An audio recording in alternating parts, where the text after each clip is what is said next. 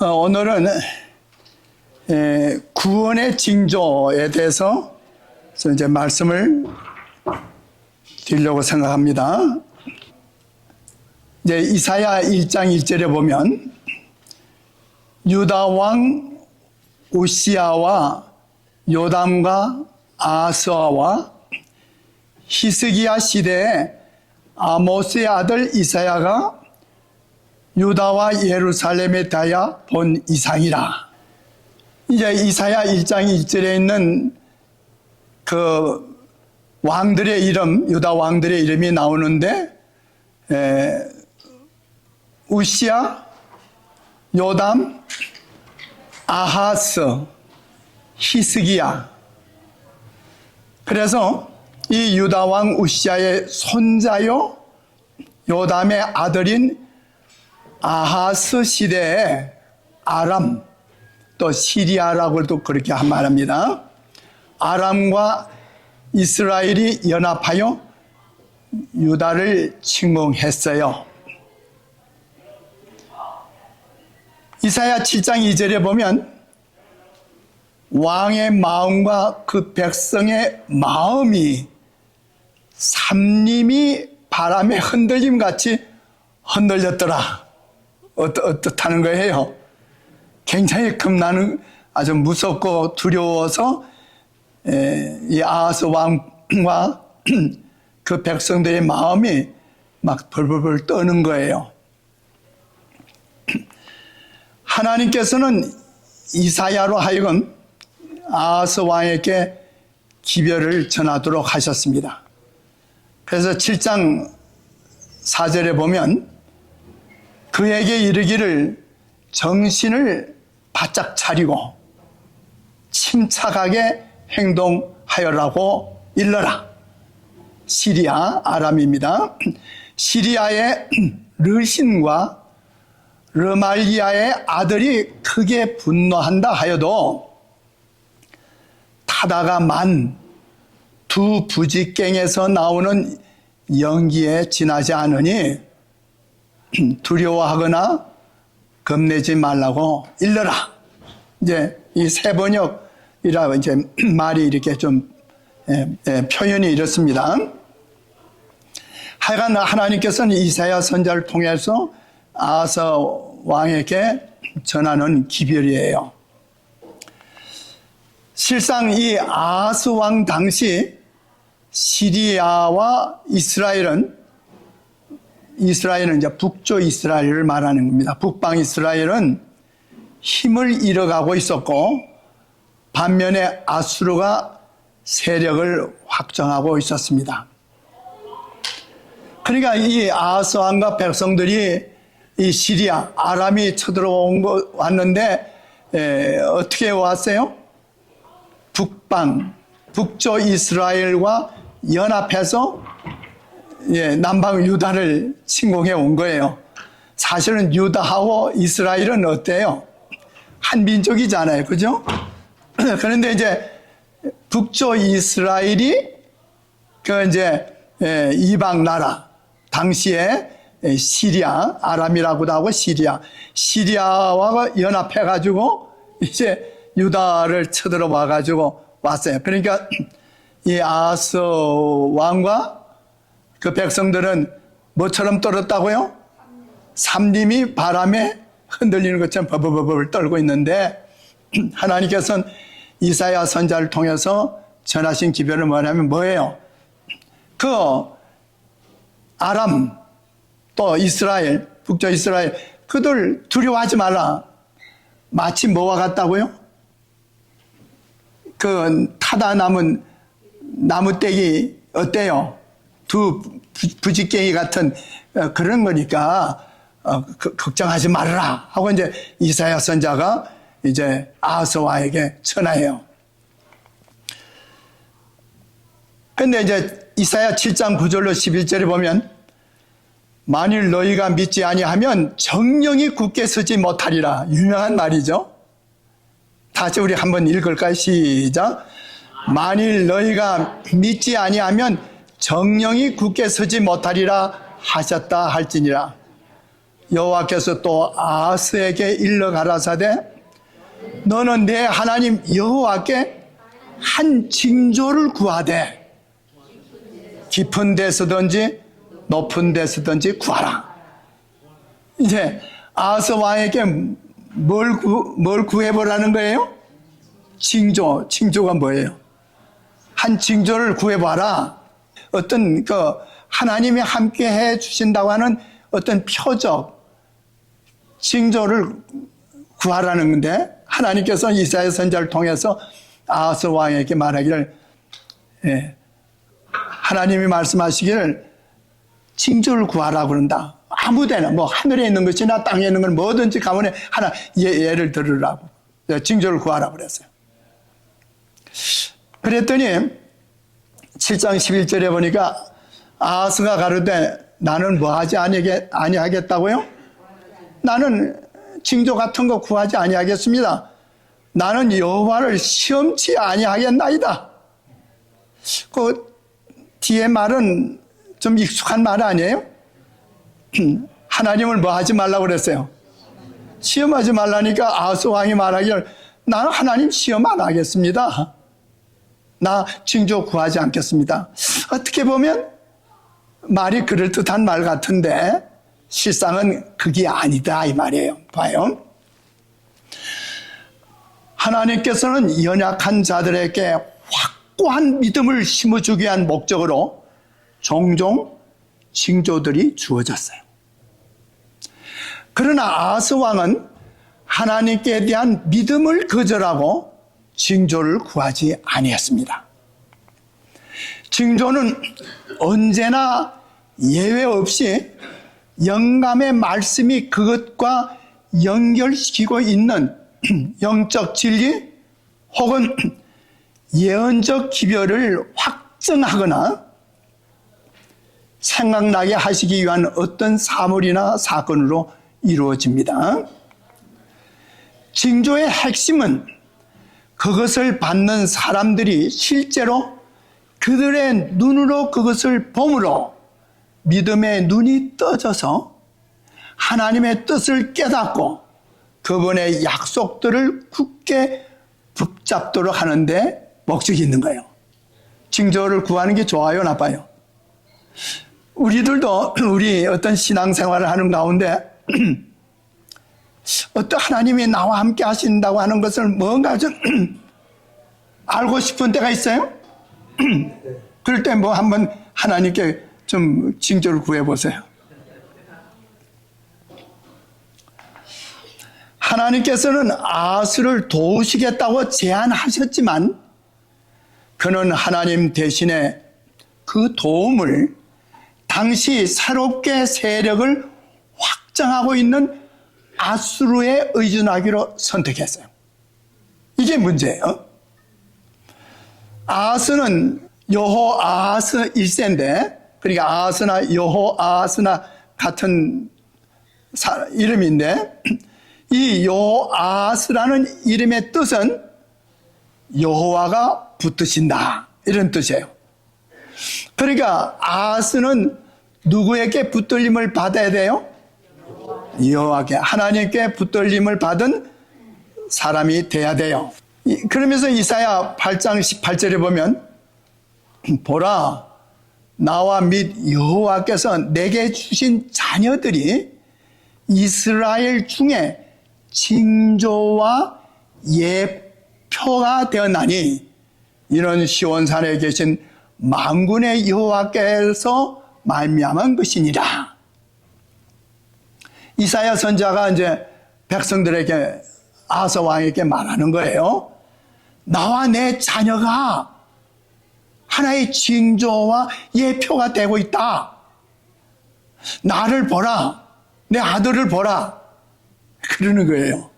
그러면 어떻게 이사야가 또 그의 아들이 하나의 예표가 되고 구원의 징조가 될까? 아하스 왕과 그의 백성들에게는 이미 하나님의 구원을 보증하셨어요. 선지자 이사야의 이름의 뜻은 뭐예요? 여호와는 뭐라? 구원이시라. 그의 아들 스알 야숲, 이름이 기억나요? 그의 아들 이름이 뭐예요? 스알 야숲은 남은 무리가 돌아올 것이다. 두 가지예요. 자, 이사야가 말하기를 왕이시여, 유다 백성들이여, 하나님께서 우리를 구원하시겠다고 하셨다. 그 구원하시겠다고 하는 것이 나와 내 아들이 하나의 예표가 된다. 당신이 구원의 징조가 된다고요? 이사야, 여호와는 구원이시다. 그렇지. 이름이 벌써 백성들에게 하나의 징조의 말이 되는 거예요. 그 아들 이름이 뭐라고요? 스알 야숲은 이름의 뜻이 뭐예요? 남은 무리가 돌아올 것이다. 이 두 가지는 오늘 우리 재림 신자들에게 꼭 필요한 말씀이에요. 만일 이 기별을 하늘에서 온 기별로 받아들였다면 유다 나라는 불행을 면하고 구원을 받게 되었을 것이다. 그러나 아하스는 육신의 힘을 의지하기로 택하고 이방인에게 도움을 구했어요. 이방인 어디에? 아수르에게 도움을 구했다 이 말이에요. 열왕기하 16장 7절 8절에 보면 아수르 왕 디글랏 빌레셀에게 사절을 보내어 이르되 나는 왕의 신복이요 왕의 아들이라. 이제 아람 왕과 이스라엘 왕이 나를 치니 청컨대 올라와서 나를 구원하소서 하고 여호와의 전과 왕궁 곳간에 있는 은금을 취하여 아수르 왕에게 예물을 보내었더라. 아하스 왕이 하나님을 의지하지 않고 이방 나라 아수르 왕에게 의존하면서 말하기를 나는 당신의 아들입니다. 출애굽기 4장 22절 23절에 보면 하나님께서 바로에게 이르기를 여호와의 말씀에 이스라엘은 뭐라고 그랬어요? 내 아들 내 장자라. 내가 네게 이르기를 내 아들을 놓아서 나를 섬기게 하라. 자, 하나님께서는 이스라엘 백성을 향해서 뭐라고 그랬어요? 내 아들이다. 그러면서 애굽 왕 바로에게 말하기를 내 아들을 놓아 보내라. 그런데 그 하나님의 아들인 아하스가 누구의 아들이라고 말해요? 아수르. 난 당신의 아들입니다.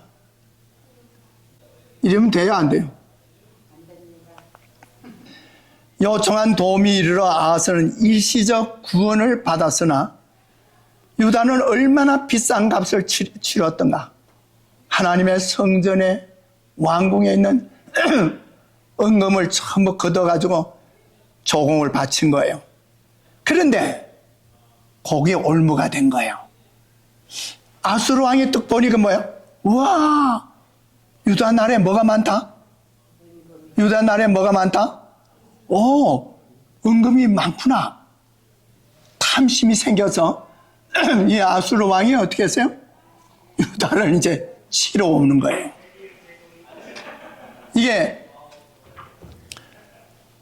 이제 그러니까 아하스 왕이 아수르에게 도움을 청했는데 그러면서 바친 조공에 그게 하나의 탐심거리가 돼가지고 그 아수르 왕이 유다 나라를 치러 오는 거예요.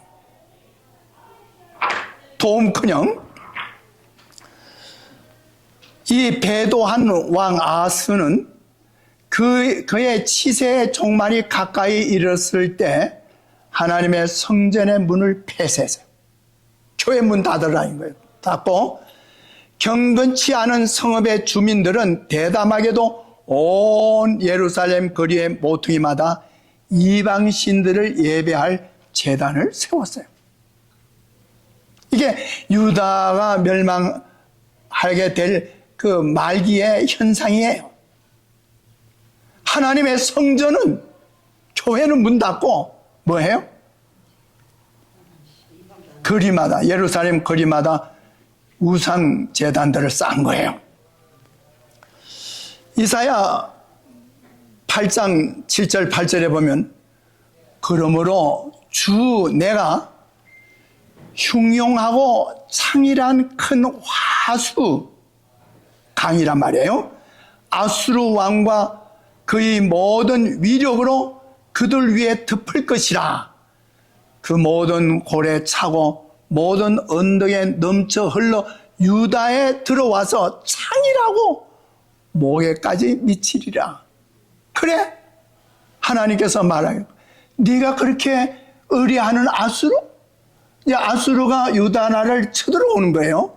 쳐들어오는 걸 뭘로 비유하냐면 넘치는 강물을 표시한 거예요. 홍수가 나서 물이 넘치는 강물이 흘러서 그 물이 온 세상을 덮을 뿐만 아니라 그 당시에 온 세상을 덮을 뿐만 아니라 그 물이 유다까지 흘러와서 어디까지 물이 차더라? 목에까지. 여러분 생각해 보세요. 홍수 나가지고 물이 점점 불어나가지고 목에까지 왔다는 건 곧 뭐 하는 거예요, 이제. 바로 이제 죽기 직전이 된다는 사실이죠. 당시 아수르는 세계 강력한 공포의 대상으로 여겨지게 되었으며 어떤 나라도 그 세력에 맞설 만큼 충분한 힘이 없었어요. 아수르의 침략의 파도는 북방 이스라엘을 주전 722년에 멸망시켰으며 마침내 작은 유다 왕국만을 제외한 전 지역을 휩쓸었어요. 아수르가. 아스와 그의 불운한 신하들은 이제 잔인한 아수르 사람의 수중에 완전히 떨어질 것에 대한 두려움으로 괴로움을 당하게 됐어요. 그 시리아, 아람과 북방, 그 형제 나라인 북방 이스라엘이 연합해서 내려올 때도 버버버버를 떨었는데 이제는 아수르의 대국이 어떻게 해요? 그 도움을 요청했던 대국이 도리어 뭐예요? 약탈하기 위해서 유다를 쳐들어오는 거예요. 그럼 얼마나 두려웠겠어요. 그런데 그래도 희망의 기별을 주셨어요. 이사야 선지자를 통해서 이사야 14장 24절 25절 28절에 보면 만군의 여호와께서 맹세하여 가라사대 나의 생각한 것이 반드시 되며 나의 경영한 것이 반드시 이루리라. 내가 아수르 사람을 나의 땅에서 파며 나의 산에서 발 아래 밟으리니 그때 그의 멍에가 이스라엘에게서 떠나고 그의 짐이 그들의 어깨에서 벗어질 것이라. 이는 아하스 왕의 죽던 해 받은 경고라. 그러니까 이제 아하스 왕이 죽을 때가 됐을 때 하나님께서 이사야 선지자를 통해서 다시 전해신 기별이 뭐예요? 이 아수를 어떻게 하겠다고요? 내 땅에 쳐들어온, 하나님 백성의 땅에 쳐들어오지만은 나의 땅에서 패하게 할 것이고 나의 산에서 발 아래로 밟으리라. 그 다음에 말이 뭐예요? 그의 멍에가 이스라엘에게서 떠나고. 이게 무슨 말이에요? 이스라엘은 이때가 어떻게 됐다고요? 벌써? 이스라엘은 망했잖아요. 722년에 망했는데 여기에 그의 멍에가 이스라엘에게서 떠난다는 말씀 속에 미래를 향한 하나님의 영적 이스라엘에 대한 말씀이 여기에서 보여지는 거예요. 자, 선지자 이사야 이름의 뜻은 여호와는 구원이시라는 것이고 그의 아들 스알 야숲은 남은 무리가 돌아올 것이다.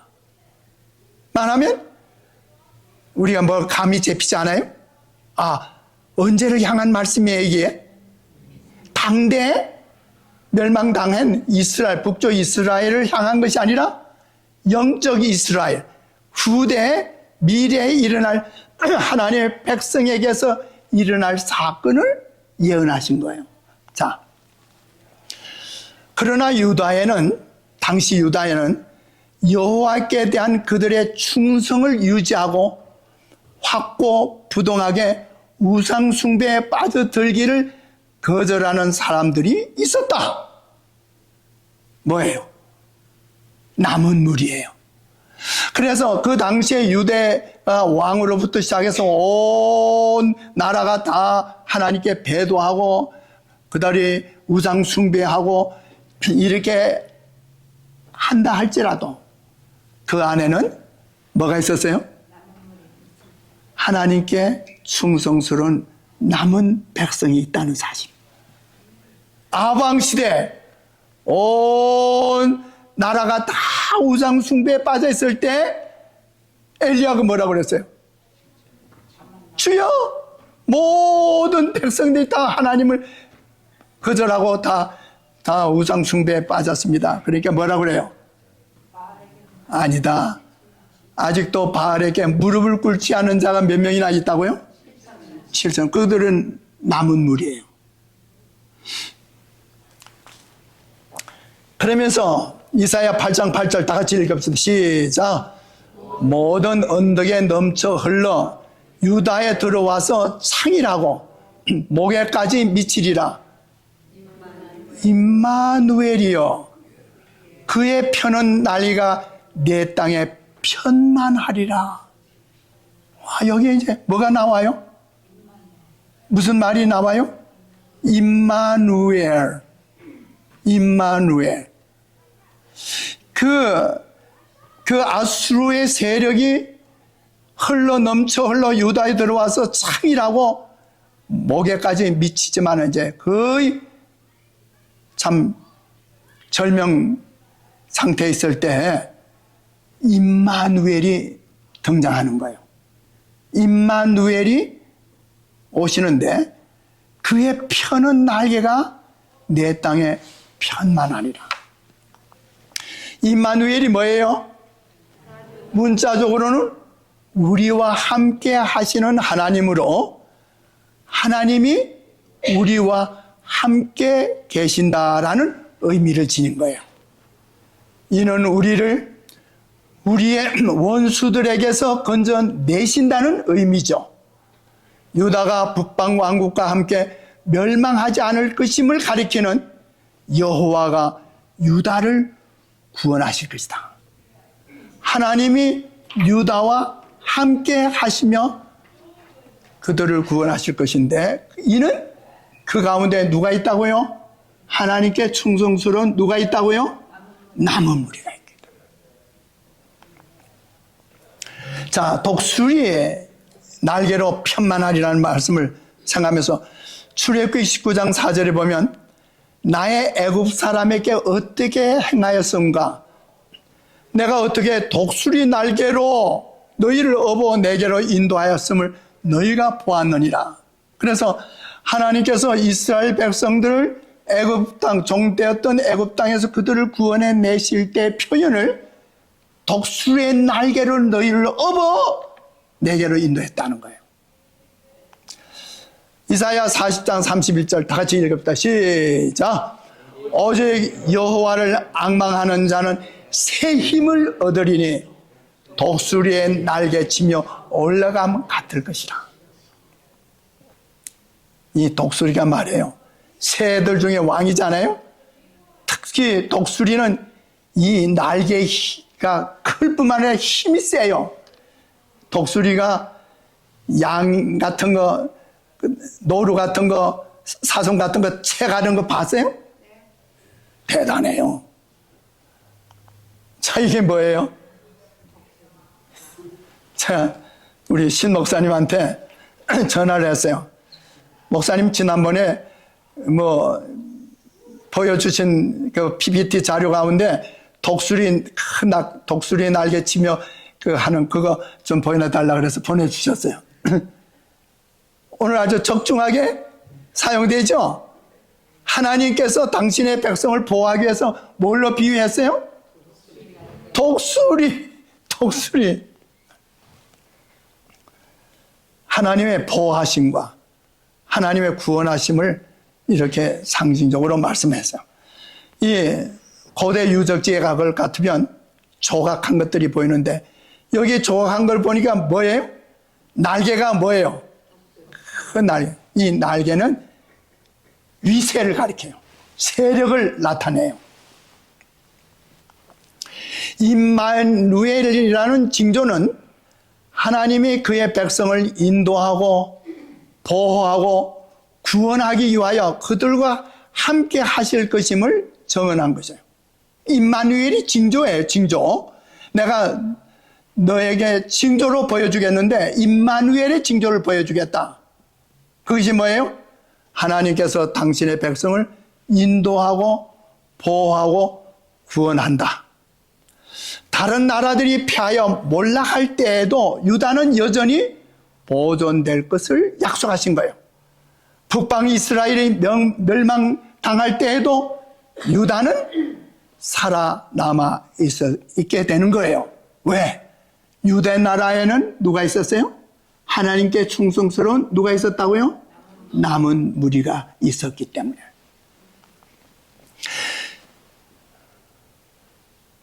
그 후에 이제 아수르 왕 산헤립이 유다 땅을 쳐서 그 나라를 멸하려고 왔을 때 아스의 아들 히스기야는 예루살렘 사람들의 용기를 북돋아 주기 위한 자신의 기별에서 그들에게 우리와 함께 하시는 자는 우리의 하나님 여호와시라. 아스 왕은 배도한 왕이잖아요. 그 배도한 왕의 아들 가운데 누가 나왔어요? 히스기야. 유다의 몇 안 되는 선한 왕 중에 가장 선한 왕으로 이름 난 사람이 누구예요? 히스기야. 이게 누가 하시는 일이에요? 이 악한 아버지 밑에 이렇게 선한 아들이 나올 수 있을까? 사실 어떻게 보면 종종 말하기를 어떤 부모의 영향을 받아서 자녀들이 잘못된다. 또 부모의 영향을 받아서 잘된다. 어느 정도의 영향은 있겠죠. 그러나 절대적인 구원의 역사를 통해서는 누가 하시는 일이에요? 하나님께서. 이 멸망으로 치닫고 있는 유대 나라를 그나마 하나님께서 다시 한번 은혜를 베푸셔서 이 악한 왕의 아들 히스기야로 하여금 선한 왕으로서 통치하게 하시는 거예요. 근데 그때 누가 쳐들어온 거예요? 누가 쳐들어왔다고요? 아수르가. 그 아수르 왕 산헤립이 쳐들어왔잖아요. 이제 히스기야 왕이 백성들에게 한 말을 들어보세요. 한번 역대하 32장 7절 8절에 보면 너희는 마음을 강하게 하며 담대히 하고 아수르 왕과 쫓는 온 무리를 인하여 두려워 말며 놀라지 말라. 우리와 함께하는 자가 저와 함께하는 자보다 크니 저와 함께하는 자는 육신의 팔이요 우리와 함께하는 자는 우리의 하나님 여호와시라. 반드시 우리를 도우시고 우리를 대신하여 싸우시리라. 아멘. 야, 아수르 왕은 말이에요. 그 시리아가 쳐들어왔을 때는 그 나무가 바람에 흔들리기 때문에 버버버버버 떨다가 누구에게 도움을 청했어요? 아수르에게 도움을 청했는데 그 아수르에게 바친 조공이 미끼가 돼가지고 어떻게 해요? 도리어 아수르가 이제 대군을 이끌고 누굴 쳐들어와요? 유다를 쳐들어와요. 이것이 세상이 일어나는 일이고 이것이 세상의 역사의 일이에요. 그러나 이렇게 히스기야가 하나님께 대한 임마누엘에 대한 하나님이 우리와 함께 하신다는 확실한 믿음을 가지고 백성들에게 뭐 한 거예요? 백성들에게 권고한 거예요. 히스기야는 다가올 아수르 사람에 대한 예언이 성취되리라는 믿음을 가지고 자기의 영혼을 하나님께 의탁했어요. 백성의 유다 왕 히스기야의 말로 인하여 뭐 했다고 그랬어요? 참 왕이 버버버를 떠니까 백성들도 버버버를 떨었지만은 왕이 하나님께 대한 믿음을 가지고 어떻게 해요? 굳게 서니까 백성들이 어떻더라? 안심하더라. 히스기야가 하나님을 신뢰하였으므로 하나님은 그와 함께 하셨고 마침내 얼마의 대군? 18만 5천 명에 달하는 사네립의 군사를 하나님께서 한 천사를 보내서 한밤에 다 멸하셨어요. 이게 하나님이 구원하시는 일이에요.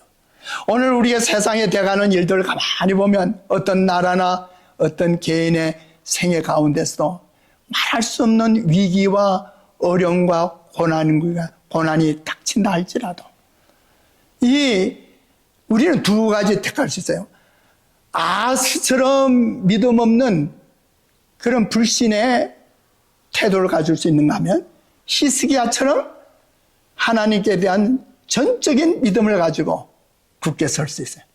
어느 쪽을 택하시겠어요? 아스 왕과 같은 태도를 택하겠어요? 히스기야 왕. 예루살렘에서는 백성들의 마음이 거룩한 기쁨으로 충만해졌어요. 그들의 구원에 대한 열렬한 호소에는 죄의 자복과 많은 눈물이 섞여 있었습니다. 사네립이 그렇게 쳐들어왔을 때 얼마나 두려웠어요. 그럴 때 이 히스기야가 백성들을 격려하기를 하나님을 의뢰해라. 하나님을 의뢰해라. 우리는 천지를 창조하신 하나님, 전능하신 하나님이 우리 편이지다.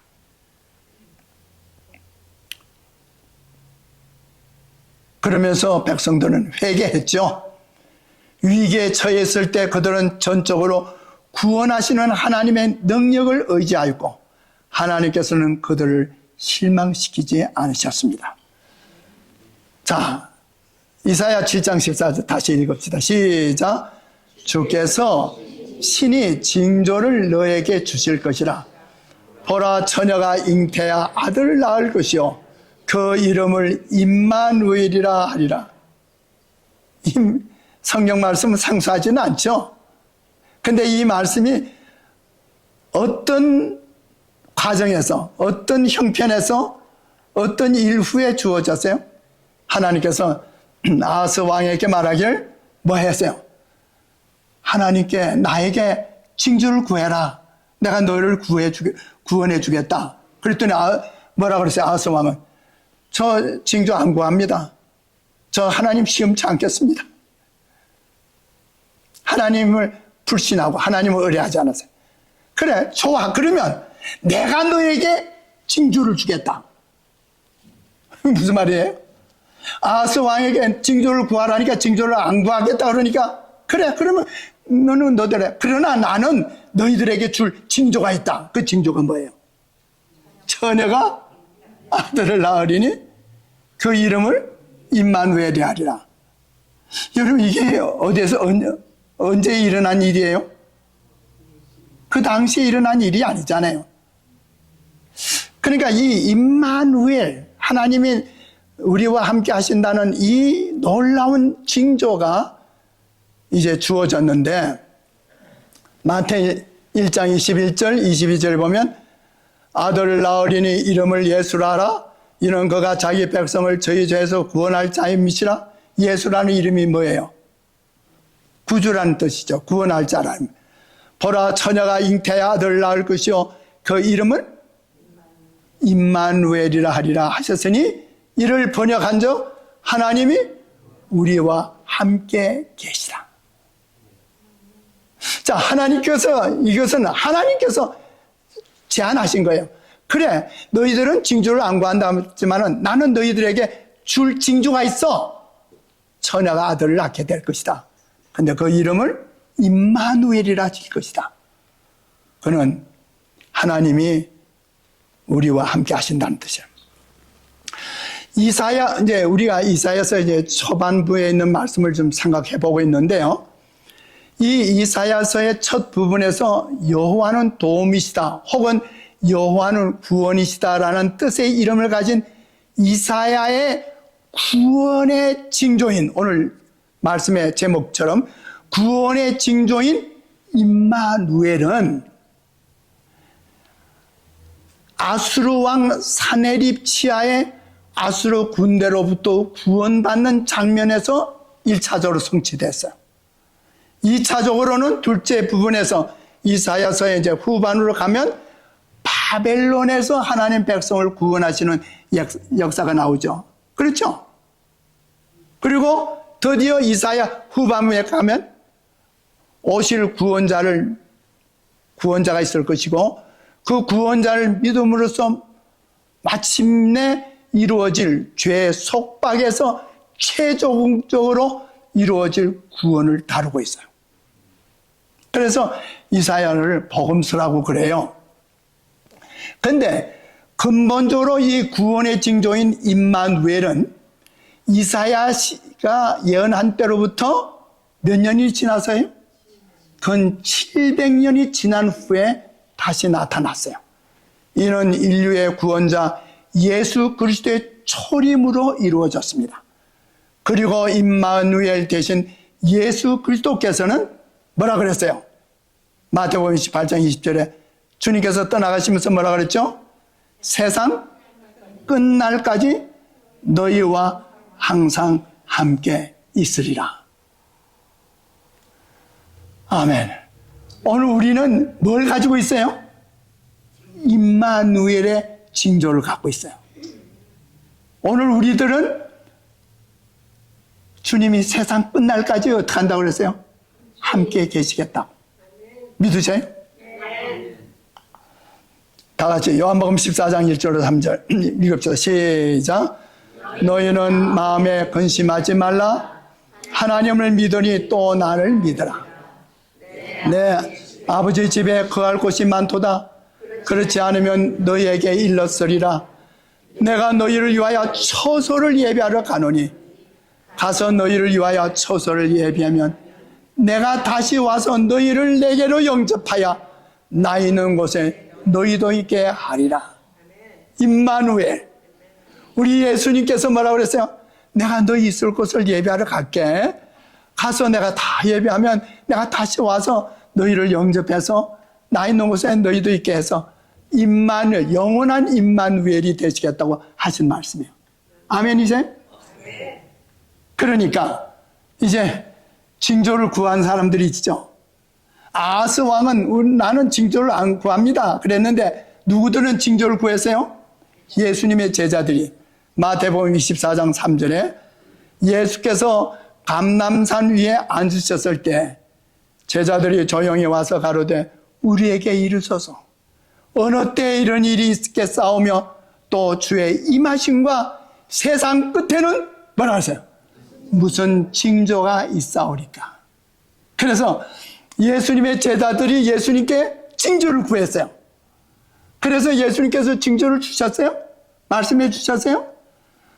마태복음 24장, 마가복음 13장, 누가복음 21장에 재림의 징조들을 쫙 말씀해 주셨죠?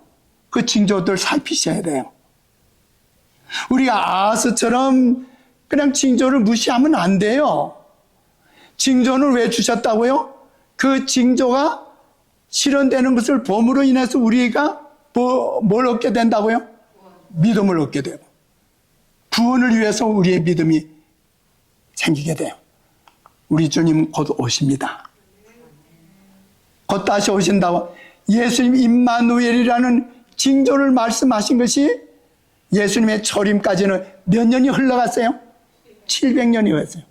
이제 예수님께서 하늘에 가시면서 우리에게 제자들이 물을 때 주님 다시 오실 때 어떤 징조가 보여지겠습니까? 하고 물을 때 예수께서 딱 말씀하셨는데 얼마가 세월이 흘렀어요? 2000년이 흘렀다 하더라도 그 징조는 꼭 성취될까요? 여러분 징조를 살피시길 바랍니다. 그래서 바로 6월 달에 교회 지남에 구원의 징조에 대해서 글을 실렸어요. 그래서 이제 교회 지남 받으시면 여러분들이 오늘 공부한 걸 생각하시면서 복습해 보세요. 꼭 읽어보세요. 네. 오늘 제가 다 못한 말도 뒤에 있으니까요. 그 다음에서 자, 이거 한번 한민요서를 다 펴보세요. 한민요서를 다 피시면 지난번에 제가 유튜브를 열어볼 수 있는 걸 말씀을 드렸잖아요. 그런데 여기 이렇게 페이지 수 넘어가면 6페이지가 있어요. 6페이지. 6페이지에 가면 여기 성서 예언 세미나라고 이렇게 한 게 있어요. 이게 제가 빅토밸리 교회 작년에 이걸 이제 좀 내는 걸 지금 이제 여러분들에게 그러는데 요 밑에 요 제목들이 다 나오고 요 밑에 QR 코드가 있어요. 요 QR 코드에 여러분 핸드폰 갖고 사진 딱 찍으면 돼요. 그러면 바로 열려요. 뭐 다른 거 타이핑할 필요 없이 QR 코드를 찍으면 그냥 바로 열어보실 수 있어요. 그래서 보셔서 이 예언 공부 좀 하시라는 걸 말씀드리고요. 기도하겠습니다. 하늘에 계시는 아버지 하나님, 오늘 우리 콜톤교회 사랑하는 성도들에게 하나님께서 은혜를 베풀어 주셔서 우리 이사야 선지서의 기별의 말씀, 특별히 구원의 징조 되신 임마누엘에 대해서 오늘 공부할 수 있게 해주신 것 감사합니다. 하나님이 저희들과 함께 계심에 대한 확고한 믿음을 갖도록 축복하여 주시옵소서. 때때로 저희들이 믿음이 흔들리거나 또 식어질 때 우리 주님께서 말씀하신 징조를 살피면서 우리 다시 한번 믿음을 되살리고 굳건하게 해서 곧 오실 우리 주님을 맞이할 수 있도록 축복하여 주시옵소서.